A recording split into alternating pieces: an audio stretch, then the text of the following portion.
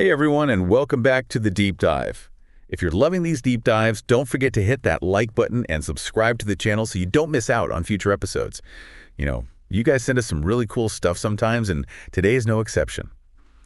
We got some excerpts from a Russian book called Telepathy, which translates to... I was going to say, Fundamentals of Telepathy. It's Fundamentals of Telepathy. I love it. I mean, how cool is that? Very cool. So it's basically Theoretical. It's a theoretical and practical course on... Developing. Telepathy.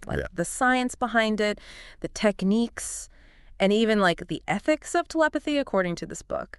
And apparently, this book was written at the height of the Cold War for the exclusive internal use of the Soviet Special Services, basically the KGB or the GRU. This book is ascribed to Evgeniy Vasilyevich Zolotov, a member of the Soviet Academy of Sciences, and who created a Far Eastern research division. So this isn't some unknown fringe figure. This was a well-respected scientist. Yeah, it's really interesting because it brings in traditional wisdom and kind of blends it with modern scientific concepts. Yeah. So I'm really interested to see how they tie it all together. Me too. So the book starts off by introducing this concept of prana. Have you ever heard of that? Yeah, prana is a Sanskrit word. Okay. And it often translates to life force or vital energy. Okay. And it's a fundamental concept in a lot of Eastern traditions like yoga, Gotcha. Ayurveda, things like that. So it's not just some made-up term. This has been around for a while. No, it's an ancient concept. Okay, cool. But how does it relate to telepathy? Well, according to this book, prana is the key ingredient, the fuel that powers telepathic communication. Okay. They describe it as the subtle energy that permeates all living things, and it connects us to each other and to the universe. So it's we're all swimming in this sea of prana. Yeah. And telepathy is about learning how to tap into that energy and use it to send signals to each other. That's a really good way to visualize it. Okay. And they say that we constantly absorb prana from our environment, through the air, we breathe the food we eat, even our interactions with other people. So if I'm feeling drained, maybe I need a prana boost. Yeah. Go for a walk in the park, have a good meal, get a hug from a friend. Yeah, I mean, that makes sense. Yeah. The book does emphasize the importance of living in harmony with nature, cultivating positive relationships to enhance our prana levels. Totally. But how do we actually use this prana for telepathy? Yeah. Is it like dialing a phone number with our minds? It's a little more nuanced than that. Okay. It dives into the anatomy of the human energy system and describes specific energy centers, or chakras, where prana is processed and distributed throughout the body. Okay, so we're talking chakras, those swirling energy vortexes you see in yoga studios. Exactly. Are we going full on New Age here? Well, they do draw upon ancient wisdom traditions to explain these concepts, but they're also trying to bridge them with modern scientific understanding. Okay, so it's not just mystical mumbo-jumbo. There's a system to it, a framework for understanding how prana works. Exactly. There's a system to it. Okay. And the book argues that developing telepathic abilities involves learning to control and direct prana within this energy system. It compares it to learning to play a musical instrument. It takes practice, discipline, and a deep understanding of the underlying principles. So we're not just passively absorbing prana. We can actively cultivate it and learn to use it like a tool. Exactly. You got it. This is where it gets really interesting. What kind of techniques are we talking about? Well, one fundamental practice is breath work. And the book describes specific breathing exercises that are believed to increase prana absorption and circulation. Breath work. So conscious breathing, I'm already doing that, right? Well, there's a difference between simply breathing and consciously regulating the breath. Oh. These exercises involve paying close attention to the rhythm, the depth, and even the quality of each breath. So it's about being more mindful of our breath, using it as a tool to influence our prana level. Exactly. By controlling the breath, we can influence the flow of prana within the body, directing it to specific areas, or using it to enhance our overall energy. Interesting. So breath work is step one in our telepathy training manual. Yeah, it's a foundational practice, a way to build awareness and sensitivity to prana. Awesome. What else does the book recommend? Spill the telepathic secrets. Another key technique is visualization. Okay. And the book emphasizes the power of the mind to shape and direct prana. It encourages readers to visualize prana as this luminous energy flowing through their bodies, nourishing their cells, connecting them to the world around them. So it's not just about breathing deeply, it's about actively picturing this energy flowing through us. Yes. Mental imagery plays a significant role in manipulating prana. They suggest that by vividly imagining prana, we can actually influence its movement and effects. Okay, this is starting to sound like Jedi training. Breathing exercises, visualizing energy flows. Yeah. I'm feeling the force already. Well, the book does draw parallels to ancient traditions that emphasize the power of the mind to influence reality. They suggest that telepathy is a natural extension of this inherent human potential. So we're not talking about superpowers, but rather about tapping into something that's already within us. Exactly. They argue that telepathy isn't some paranormal phenomenon, but rather a latent ability that can be developed through dedicated practice and a deep understanding of the principles of prana. Fascinating. So we've got breath work and visualization as key techniques for cultivating our telepathic potential. What else does the book suggest? They also talk about the importance of meditation. Oh, yeah. They explain that a calm and focused mind is essential for perceiving and transmitting subtle energetic signals. Meditation. That's where I struggle. My mind is like a monkey on a trampoline, bouncing from one thought to the next.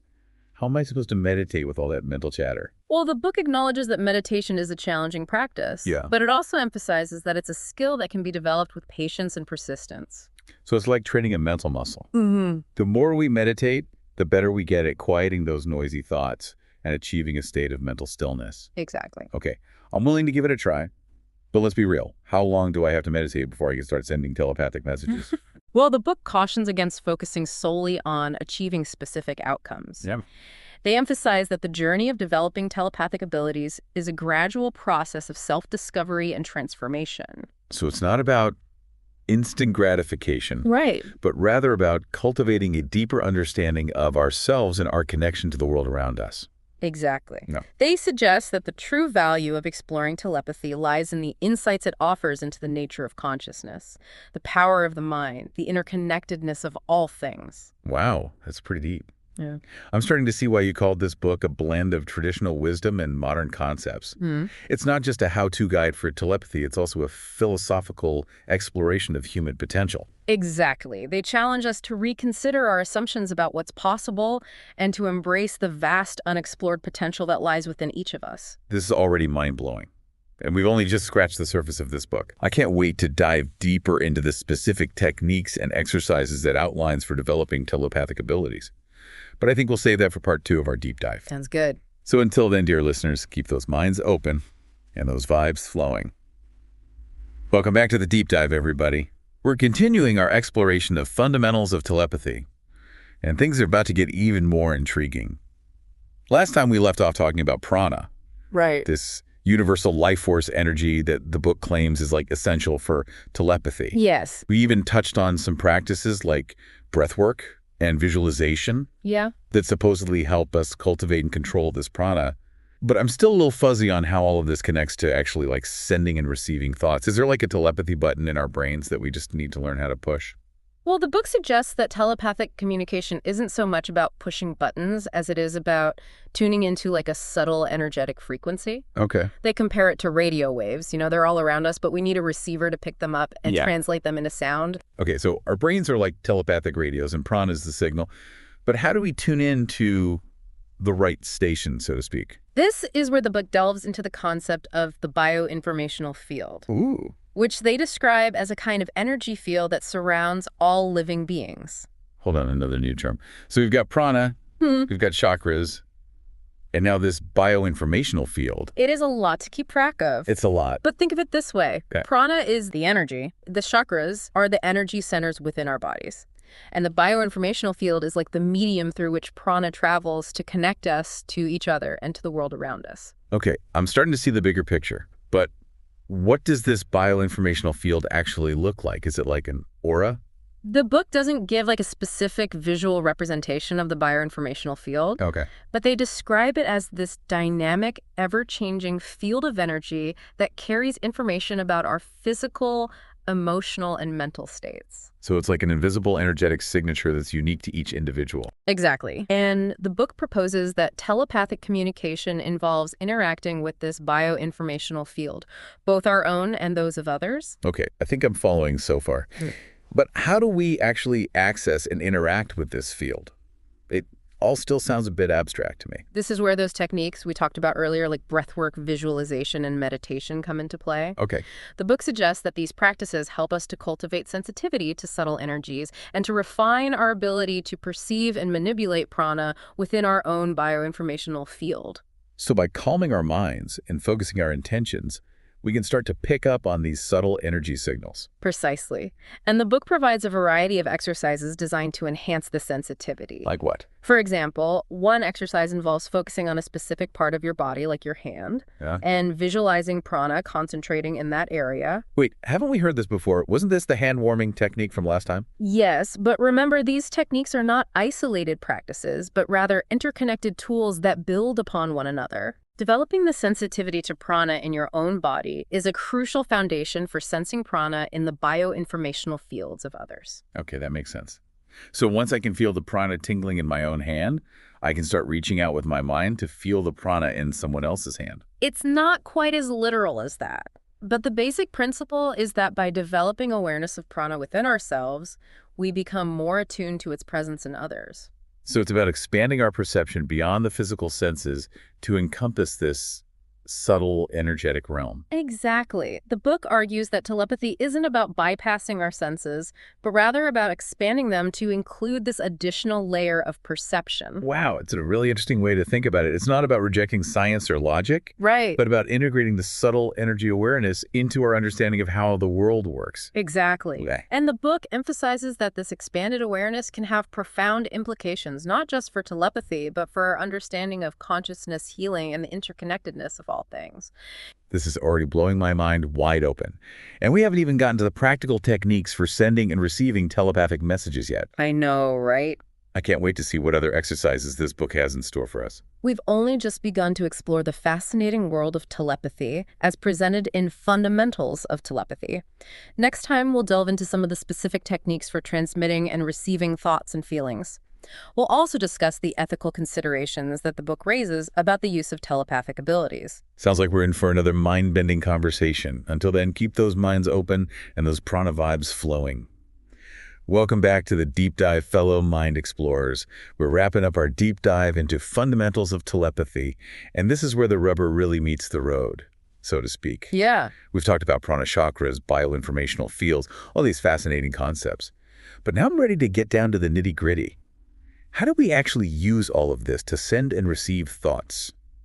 Are we finally going to learn some telepathic Jedi mind tricks? Well, the book does present a range of exercises designed to cultivate telepathic abilities. Okay. But it's important to remember that it emphasizes a gradual approach, Okay. a process of developing sensitivity and awareness rather than mastering instant mind control. Okay, so no quick and easy telepathy hacks. But what kind of exercises are we talking about? Give us a sneak peek behind the telepathic curtain. Now, the author introduces some first steps, and the initial one is refreshingly straightforward. It's called the first test, and it involves two people sitting face-to-face in a calm environment, both focusing on a neutral object like a pen or a plant. Then, for a minute or two, one person tries to mentally transmit a simple sensory image to the other. Think like the color blue, the shape of a circle, or maybe the feeling of smoothness. Then the receiver tries to describe what they sensed. What I appreciate here is the focus on starting small. It's not about launching into complex thoughts or ideas right away. The author stresses the importance of beginning with these foundational sensory elements and gradually building from there. Also, the initial attempts might feel a bit hit or miss, and that's perfectly fine. It's all about getting comfortable with the process and developing that relaxed concentration. Kind of like learning any new skill. You don't expect to be a virtuoso on day one. So after playing with those basic sensory images, the second test turns inward. This time, one person concentrates intensely on a specific sensory experience. Maybe it's the tartness of a lemon, the aroma of fresh coffee, or the softness of a velvet fabric. They really try to evoke that vivid sensation internally for a minute or two. The other person then tries to guess what that sensation was. This exercise really highlights the power of our own internal sensory world. The more clearly and vividly the sender can conjure up that taste, smell, or touch within their own mind, the stronger the potential signal they're sending out. It's like they're creating a mental blueprint of the sensation that the receiver can potentially tune into. Then things get a bit more abstract with the third test. Now, instead of concrete sensory images, one person focuses on a simple concept or emotion. Think joy, sadness, or maybe the shape of a triangle.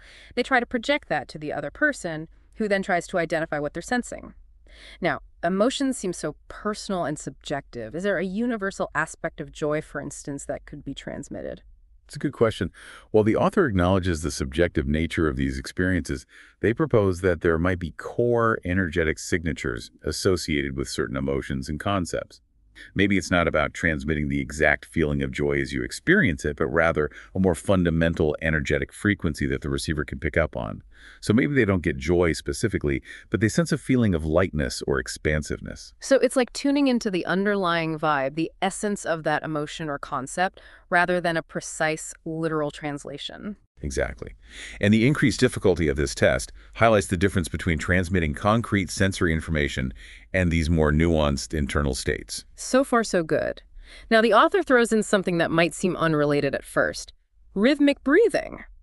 Is this just a way to chill out before attempting telepathy, or is there something deeper going on? Oh, it's far more than just relaxation.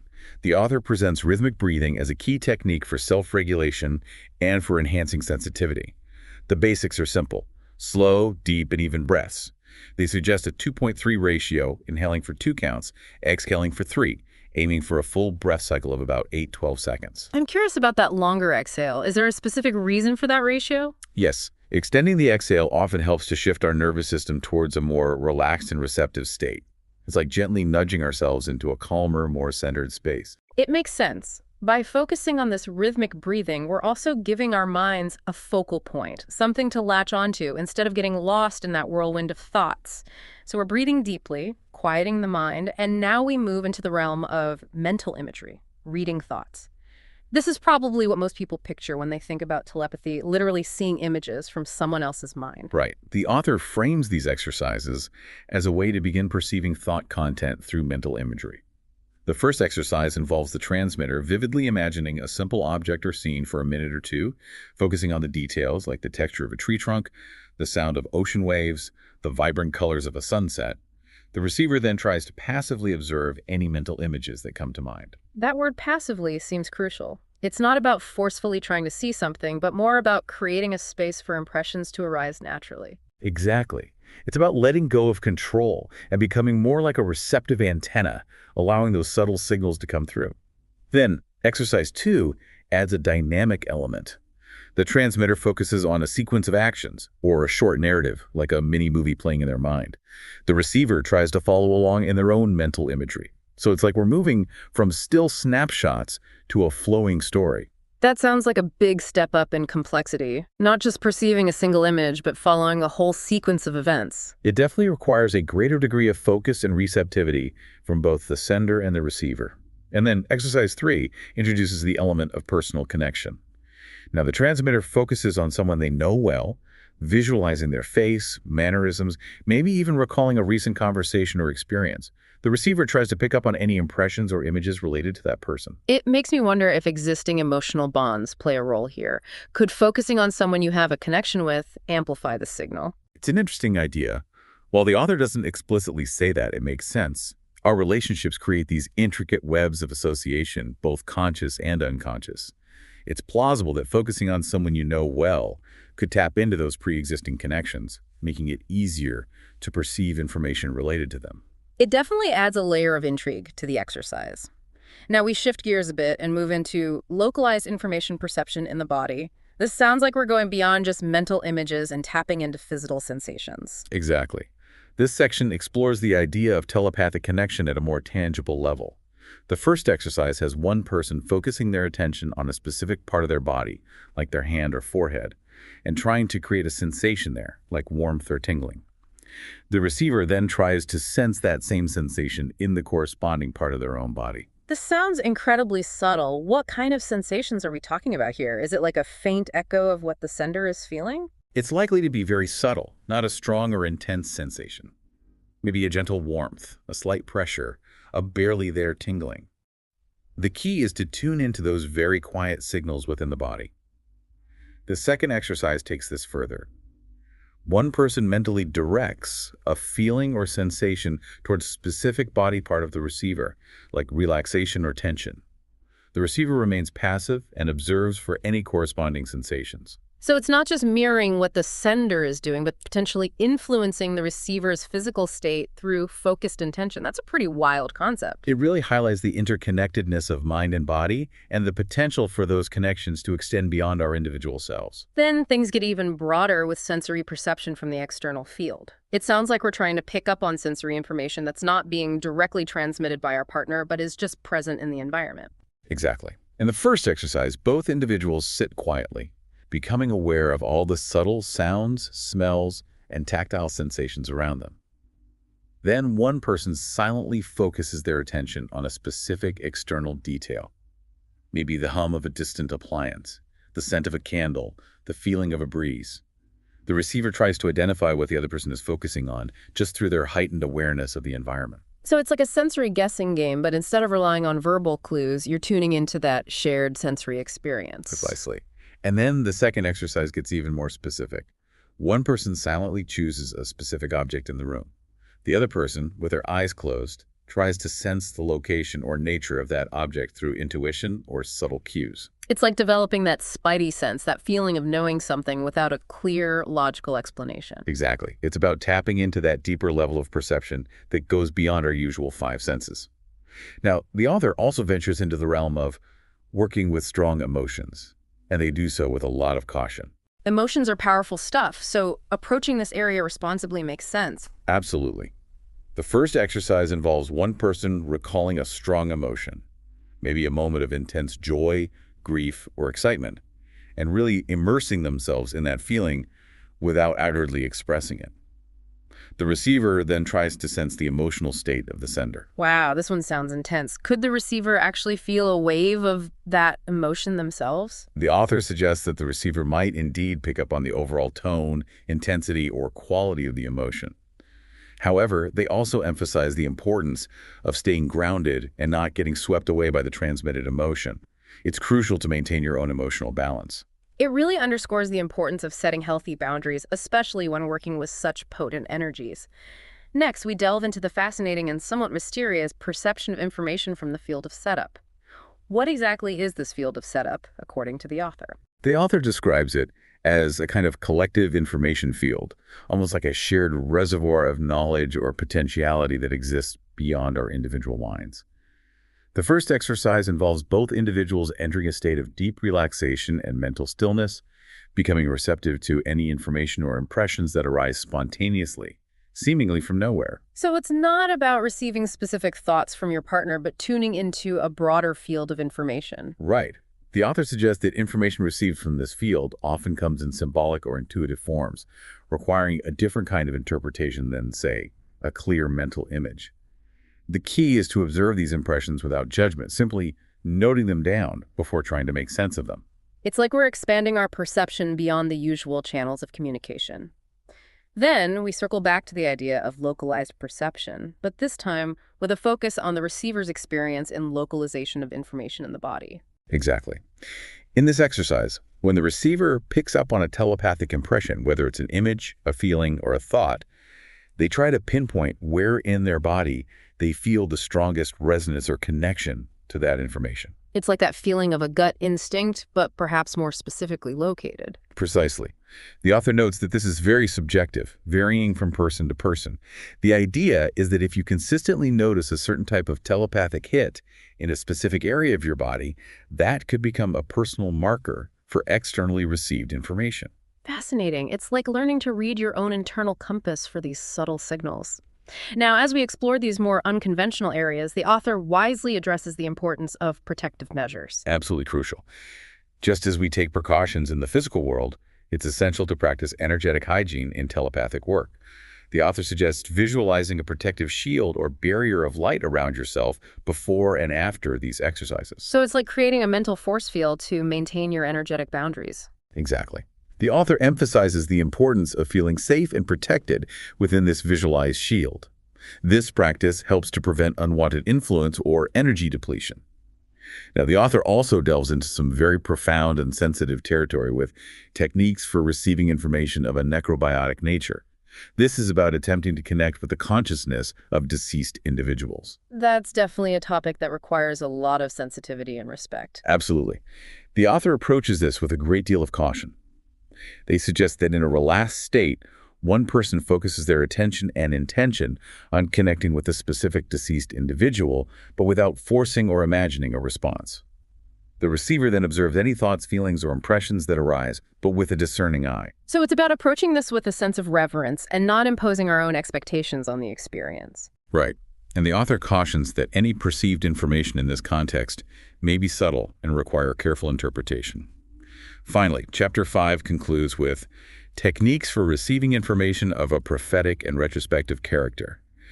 This is about exploring the potential to gain insights into the past and potential future possibilities. It's like tapping into a different dimension of time. For retrospective information, the author suggests focusing on a specific past event you weren't personally involved in and trying to sense any residual information or impressions associated with it.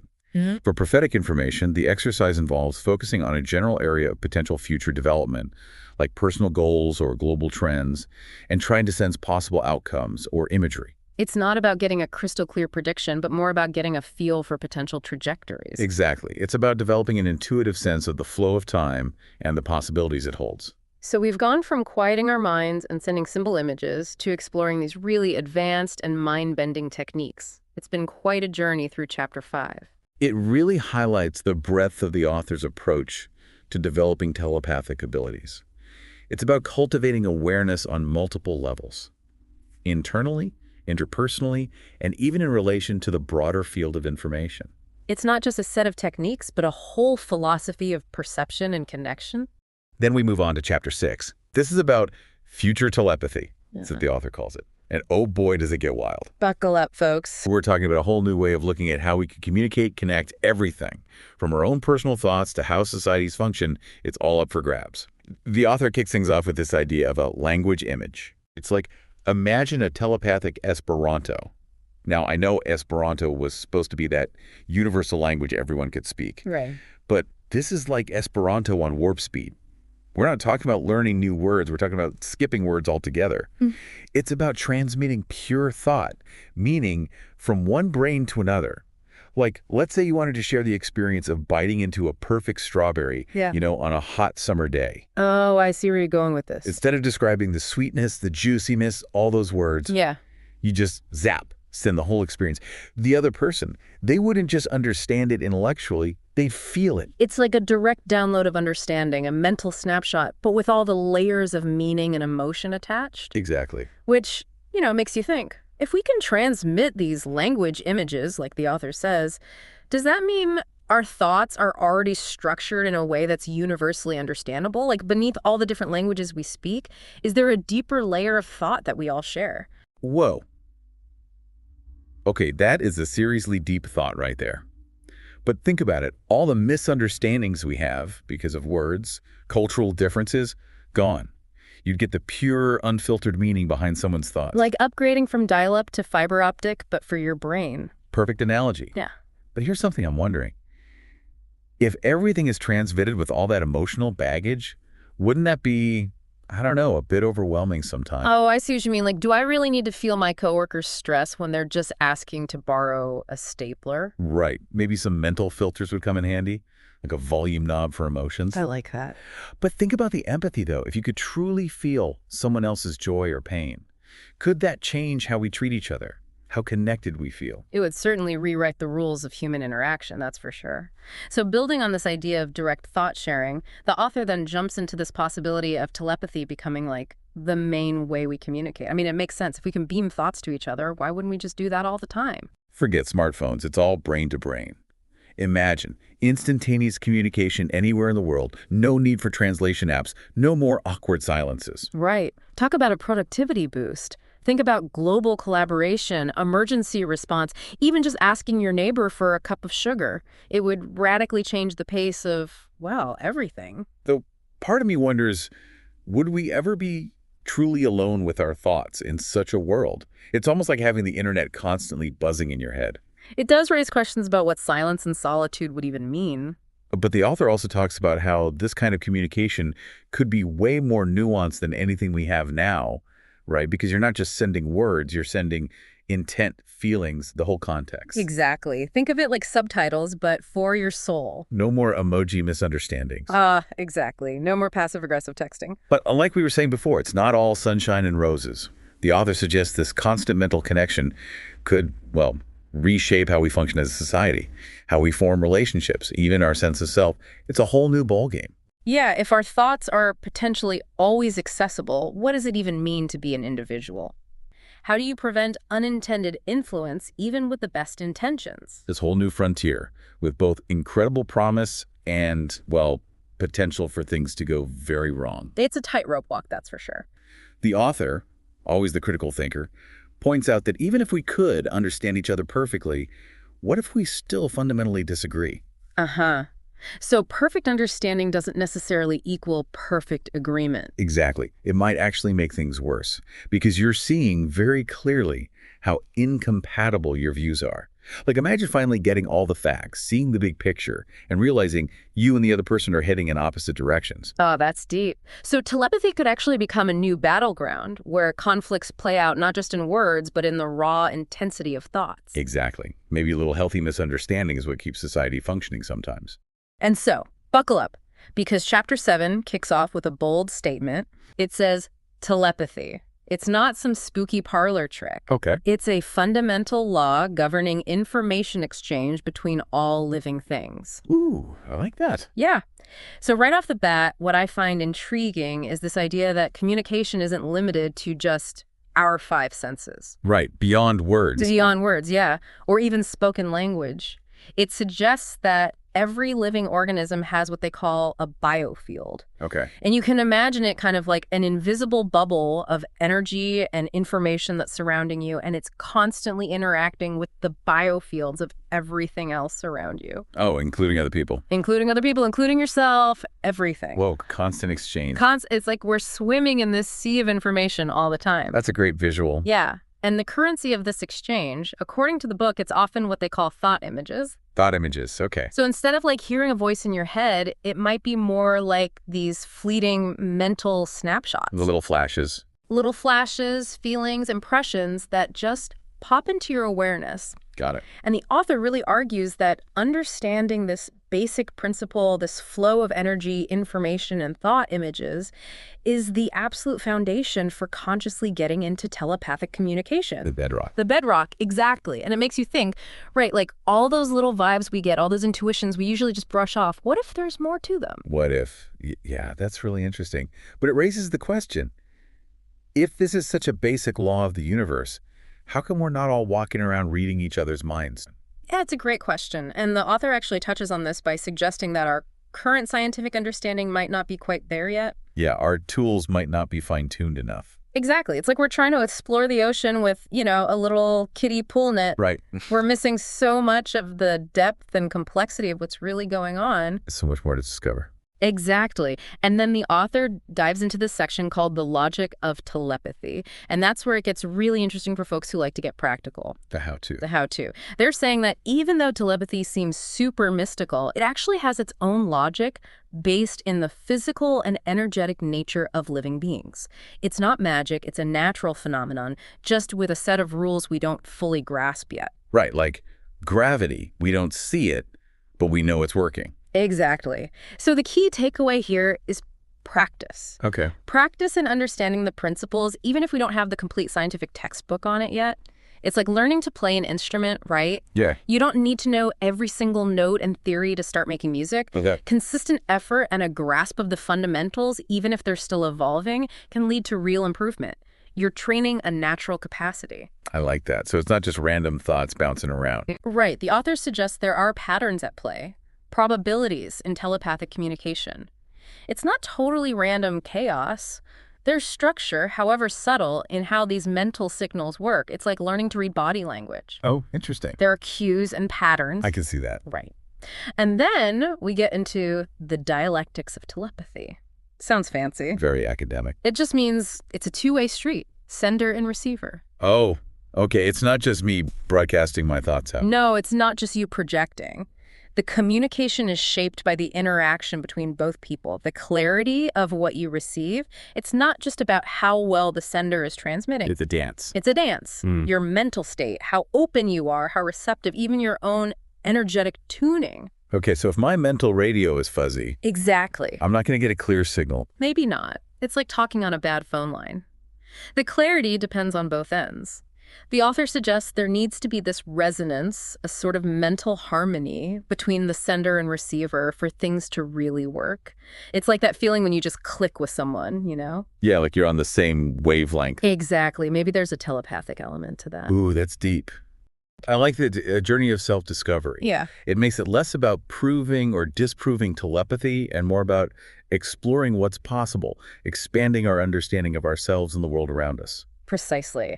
And the book argues that this exploration can lead to a deeper appreciation for the interconnectedness of all things, a recognition that we are not isolated individuals, but rather part of a vast web of energy and consciousness.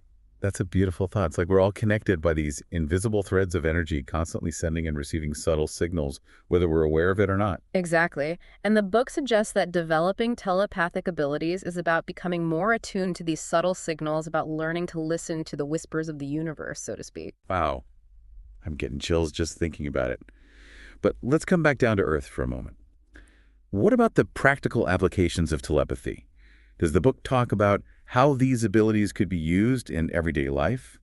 The book does touch upon the potential applications of telepathy, Okay. ranging from enhancing communication and empathy in personal relationships to facilitating understanding and cooperation on a global scale. However, it also cautions against focusing solely on the practical outcomes. Huh? It emphasizes that the true value of exploring telepathy lies in the personal growth and transformation that it can inspire. So it's not about using telepathy to get ahead or gain an advantage, but rather about using it to connect with others on a deeper level and contribute to a more harmonious world. Exactly. Okay. The book advocates for a mindful and ethical approach to telepathy, one that prioritizes compassion, understanding, and the well-being of all. That makes a lot of sense. With any powerful ability, there's the potential for misuse. It's important to remember that telepathy isn't about control or manipulation, but about respect and connection. Indeed. And the book emphasizes that the development of telepathic abilities should go hand in hand with the cultivation of wisdom, integrity, and a deep respect for the autonomy of others. That's a really important point. It's not just about developing the skill, but also about developing the character to use that skill responsibly. Precisely. And the book suggests that this ethical framework is essential for ensuring that telepathy is used for the betterment of humanity rather than for personal gain or harmful purposes. It sounds like this book is not just a guide to telepathy, but also a guide to living a more mindful and meaningful life. Yeah. It's about recognizing our interconnectedness and using our abilities, whether telepathic or otherwise, to contribute to a more compassionate and understanding world. That's a beautiful way to summarize it. And I think that's what makes this book so compelling. It goes beyond the surface-level exploration of telepathy to touch upon something deeper, something that speaks to our shared human desire for connection, meaning, and purpose. Well said. I think we've covered a lot of ground in this deep dive into fundamentals of telepathy. We've explored everything from the basic concepts of prana and bioinformational fields to the specific techniques for developing telepathic abilities and the ethical considerations that come with them. It's been a mind-bending journey, to say the least. It has been. It's been a privilege to share this exploration with you and our listeners. And while we may not all become telepathic masters overnight, I hope this deep dive has sparked a sense of wonder and curiosity about the hidden potential of the human mind. Absolutely. And who knows, maybe someday we'll all be communicating telepathically, sharing thoughts and feelings effortlessly, creating a world where understanding and empathy reign supreme. Until then, keep those minds open, keep exploring, and keep those prana vibes flowing.